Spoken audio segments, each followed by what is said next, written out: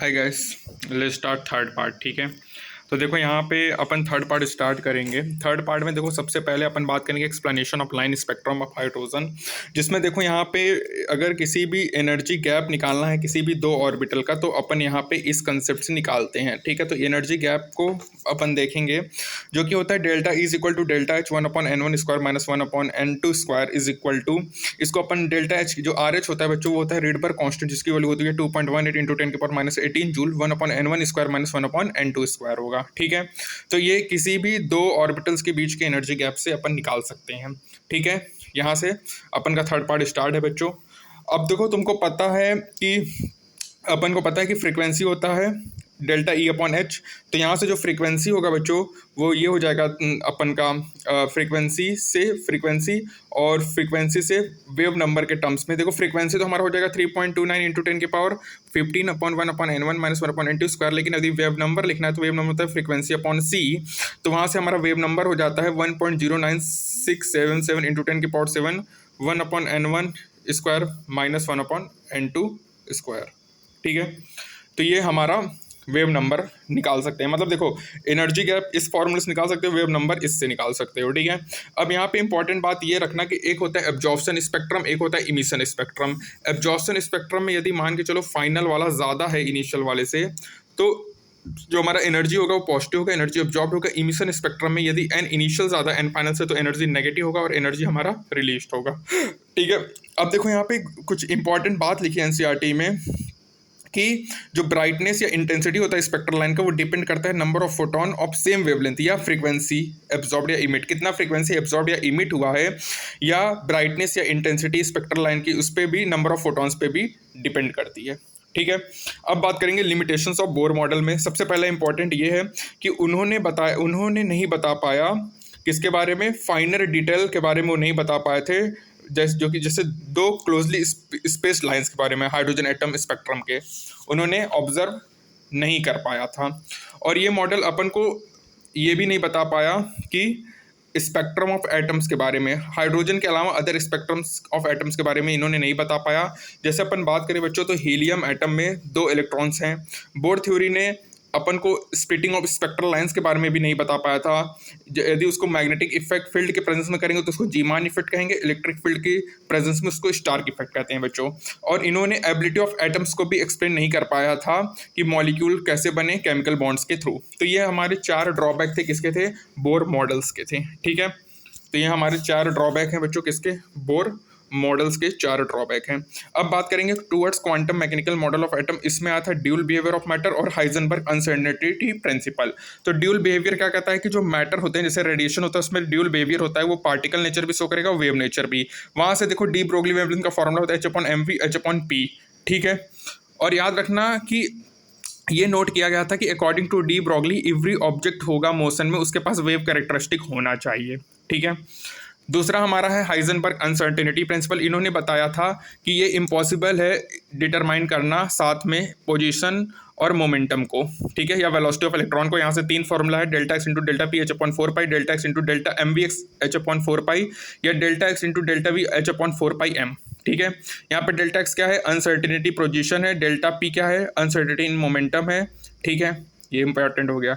अब देखो यहाँ पे सिग्निफिकेंस ऑफ अनसर्टेनिटी प्रिंसिपल में जो हमको इंपॉर्टेंट लगा वही लगा कि हाइजेनबर्ग अनसर्टेनिटी प्रिंसिपल का ये जो इंपॉर्टेंट इम्प्लीफिकेशंस था वो ये था कि ये एग्जिस्टेंस करता था डिफिनिट पाथ या ट्रेजेक्ट्रीज ऑफ इलेक्ट्रॉन्स को और अदर सिमिलर पार्टिकल्स को। ठीक है, और यहाँ से अपन ये भी कंक्लूड कर सकते हैं कि जो पोजीशन ऑफ ऑब्जेक्ट होता है और उसकी वेलोसिटी होता है वो फिक्स होता है उसकी ट्रेजेक्ट्री पे। ठीक है, ये इनके सिग्निफिकेंस है। जो इफेक्ट है हाइजेनबर्ग अनसर्टेनिटी प्रिंसिपल का, वो सिग्निफिकेंट होता है मोशन फॉर माइक्रोस्कोपिक पार्टिकल्स के लिए, और वो नेग्लिजिबल होता है मैक्रोस्कोपिक ऑब्जेक्ट्स के लिए। देखो माइक्रोस्कोपिक ऑब्जेक्ट्स मतलब होता है जो छोटा जिसको अपन नेकेड आई से देख नहीं सकते। माइक्रो होता है जो बल्क में होता है, उसको माइक्रोस्कोपिक कहते हैं। तो बच्चों जो इफेक्ट था हाइजेनबर्ग अनसर्टेनिटी प्रिंसिपल का, वो सिग्निफिकेंट किसके लिए था, माइक्रोस्कोपिक ऑब्जेक्ट्स के लिए, लेकिन वो मैक्रोस्कोपिक ऑब्जेक्ट्स के लिए नेग्लिजिबल था। ठीक है।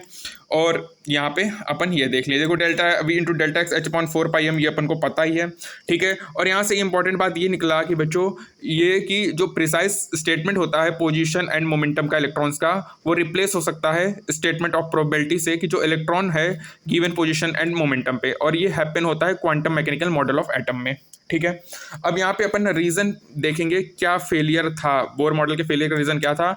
तो उन्होंने wave character of the electron को नहीं कंसीडर किया था बोर मॉडल ने, साथ ही साथ जो बोर मॉडल है हाइड्रोजन एटम का वो इग्नोर कर रहा था ड्यूअल बिहेवियर ऑफ मैटर को भी, और साथ ही साथ वो हाइजेनबर्ग अनसर्टेनिटी प्रिंसिपल से भी कॉन्ट्राडिक्ट हो रहा था। तो यही इसके रीज़न है फेलियर ऑफ बोर मॉडल्स के। अब बात करेंगे quantum mechanic model of atom. इसमें क्या है कि जो ब्रांच ऑफ साइंस है जो कि अपन ड्यूअल बिहेवियर ऑफ मैटर के बारे में डील करा था उसको क्वांटम मैकेनिक्स कहते हैं, ठीक है। क्वांटम मैकेनिक थ्योरेटिकल साइंस है बच्चों जो कि स्टडी करता है मोशन ऑफ माइक्रोस्कोपिक ऑब्जेक्ट्स में जिसमें वेव लाइक भी हो और पार्टिकल प्रॉपर्टीज भी हो, ठीक है। उसके बाद क्वांटम मैकेनिक्स जो था वो डेवलप इंडिपेंडेंटली हुआ था 1926 में, किसके द्वारा, हाइजेनबर्ग और श्रोडिंगर के द्वारा हुआ था, ठीक है। अब यहाँ पे जो फंडामेंटल इक्वेशन है मैकेनिक्स का वो श्रोडिंगर वेव इक्वेशन से डेवलप हुआ है। श्रोडिंगर इक्वेशन देखो क्या है बच्चों, H mu is equal to E psi, यहाँ पे एच क्या है मैथमेटिकल ऑपरेशन, इसको अपन हैमिल्टोनियन कहते हैं, ठीक है। अब यहाँ पे बच्चों hydrogen atom and Schrodinger equation देखेंगे तो ये जो क्वांटाइज्ड एनर्जी स्टेट है कॉरस्पॉन्डिंग वेव फंक्शन जो कि कैरेक्टराइज्ड है सेट ऑफ 3 क्वांटम नंबर से, ठीक है। तो यहाँ पे एक प्रिंसिपल क्वांटम नंबर आता है, एक एजीमोथल, एक मैग्नेटिक क्वांटम नंबर आता है, ठीक है। अब यहाँ पे देखो जिसमें एक इलेक्ट्रॉन होगा उसको एटॉमिक ऑर्बिटल्स कहेंगे, और वेव फंक्शन जिसमें 1 इलेक्ट्रॉन स्पेस होगा उसको 1 इलेक्ट्रॉन सिस्टम भी कहते हैं। जो प्रोबेबिलिटी होता है फाइंडिंग इलेक्ट्रॉन का किसी भी पॉइंट में वो प्रोपोर्शनल होगा Sai square of that point, ठीक है।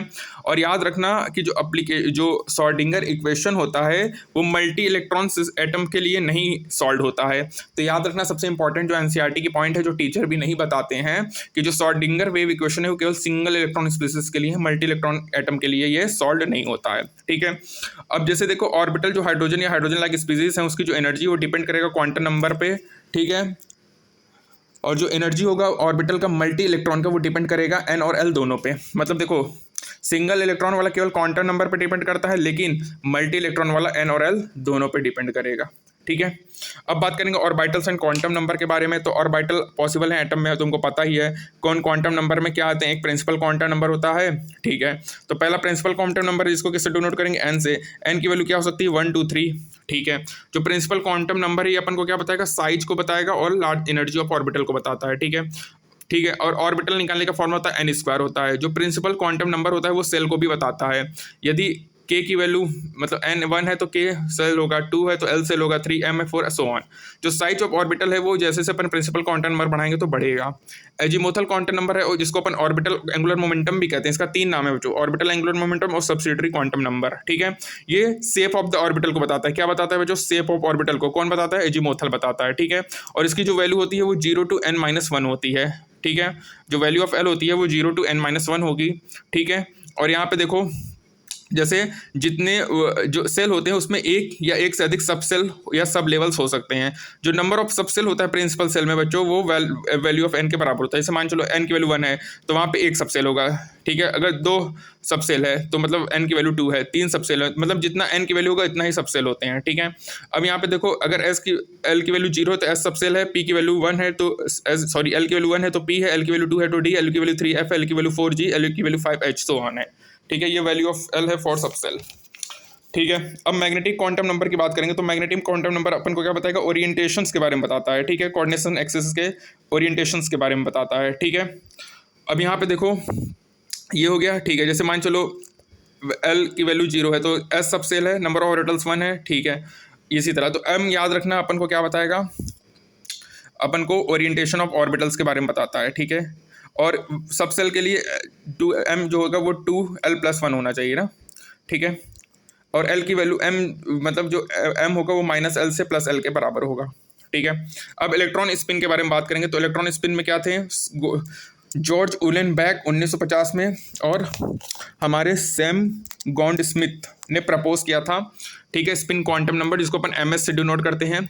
इसमें बताया था कि जो इलेक्ट्रॉन स्पिन करते हैं अपने एक्सिस पे वो स्मॉलर होंगे, जैसे सन जैसे जो हमारा सिमिलर अर्थ स्पिन करता है around its on axis, revolving करता है अराउंड द सन, ठीक है। इसी तरह इलेक्ट्रॉन भी रिवॉल्व करते हैं, ठीक है। Spin angular momentum of the electron में वेक्टर क्वांटिटी है जिसमें 2 ओरिएंटेशन होगा, ठीक है।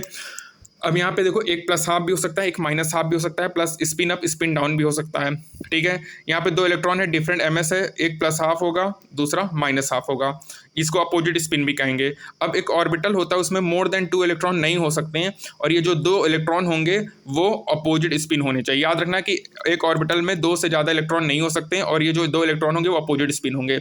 अब यहाँ पे कुछ इंपॉर्टेंट चारों को सम अप करते हैं। पहला क्या था, क्वांटम प्रिंसिपल क्वांटम नंबर, जिसमें एन अपन को सेल को बताता है, ये एनर्जी साइज ऑफ ऑर्बिटल को भी बता रहा है, साथ ही साथ extend energy of the orbital को भी बताता है। और nth सेल में n सबसेल होंगे, l डिफाइन करेगा सबसेल को और डिटरमाइन करेगा शेप ऑफ ऑर्बिटल को, और 2l+1 ऑर्बिटल होते हैं इस टाइप ऑफ सबसेल में। ठीक है, जैसे एक s ऑर्बिटल, l की वैल्यू 0, तो यहाँ 3 p ऑर्बिटल हैं, l की वैल्यू 1, p में 3 ऑर्बिटल हैं, 5 d ऑर्बिटल होते हैं d सबसेल में। ठीक है, l अपन को energy of orbital multi electron atom में एल क्या होता है, ये इंपॉर्टेंट है, ये आ सकता है थ्योरेटिकल पॉइंट कि जो एल होता है वो अपन को बच्चों डिटरमाइन करता है एनर्जी ऑफ ऑर्बिटल को, orbital in a multi electron atom में।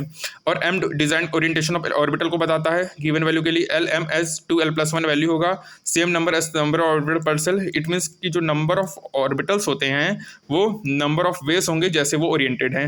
और एम एस क्या है, ये रिफर करेगा orientation of shape of the electrons के बारे में। किसके बारे में बताएगा बच्चों, ये हम अपन को orientation of the spin off the electrons के बारे में बताएगा। ठीक है, तो जो नंबर ऑफ ऑर्बिटल होंगे वो हमेशा number of ways in which they are oriented होंगे, ml होगा, जो कि हमारा क्या है, मैग्नेटिक क्वांटम नंबर। देखो ये हमारा प्रिंसिपल क्वांटम नंबर था, ये एजीमोथल है, ये मैग्नेटिक है, और ये स्पिन क्वांटम नंबर है। मैं लिख देता हूँ बच्चों, principal quantum number, azimuthal quantum number, ये है हमारा मैग्नेटिक क्वांटम नंबर, और ये हमारा स्पिन क्वांटम नंबर है। एस की वन इसको शॉर्ट फॉर्म में अपन ने लिख दिया बच्चों। तो ये हमारा थर्ड पार्ट कंप्लीट हुआ। अब हमारा फोर्थ पार्ट नेक्स्ट वीडियो में आएगा। थैंक यू बच्चों, मेहनत करिए, ऑल द बेस्ट।